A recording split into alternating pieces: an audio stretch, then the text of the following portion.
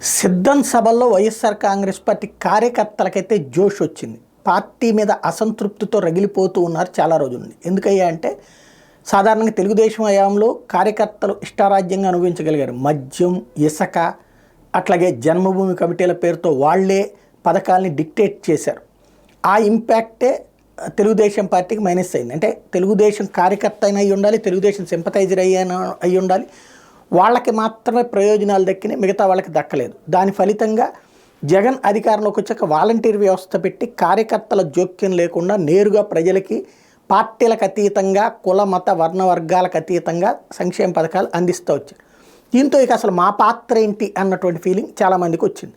పదవులు ఎంతమందికి ఇవ్వగలుగుతారు? ఇప్పుడు ఫర్ ఎగ్జాంపుల్ మన భీమిలిలో 3 లక్షలు, తర్వాత దెందులూరులో ఒక 6 లక్షలు, ఇప్పుడు 10 లక్షలు, అంటే దగ్గర దగ్గరకు ఒక 20 లక్షల కార్యకర్తలు. ఇది వచ్చినోళ్ళు సభలకి, ఇంకా రానోళ్ళు బోల్డ్ అంతమంది ఉంటారు కదా.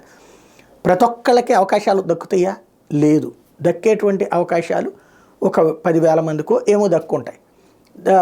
మొత్తం మీద ఇతర పోస్టులు అన్నీ కలిపితే ఒక 1,00,000 మందికి దక్కుంటాయి. మిగతా వాళ్ళకి దక్కలేదు కదా, వాళ్ళలో ఒక అసంతృప్తి ఉంటుంది. ఇట్లాంటి వాటి ద్వారా వాళ్ళు సాటిస్ఫై అవుదాం అంటే కుదరట్లేదు.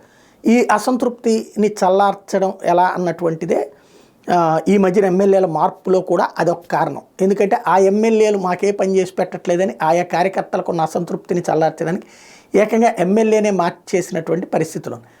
ఇప్పుడు ఈ సభల జోష్తో, రాఫ్తాడు సభతో కూడా వచ్చినటువంటి జోష్తో మళ్ళీ పార్టీ కోసం అహరహం శ్రమిస్తారు కార్యకర్తలు. వాళ్ళు 2014, 2019లో చంద్రబాబుని గద్దె దించడానికి, అంతకుముందు చంద్రబాబుని గద్దెని ఎక్కనీయకుండా చూడటానికి తమ వంతు ప్రయత్నించారు. ఇప్పుడు వాళ్ళల్లో వచ్చినటువంటి నిరాశ, నిస్పృహ కారణంగా ఎదురైనటువంటి పరిస్థితిని చక్కదిద్దే ప్రయత్నాన్ని ఇప్పుడు జగన్మోహన్ రెడ్డి సిద్ధం సభలతో చేసుకొచ్చారు. ఇక పైన దీని ఇంపాక్ట్తో నెక్స్ట్ ఇక వివిధ ప్రాంతాల సభలకి ప్రిపేర్ అవుతున్నారు.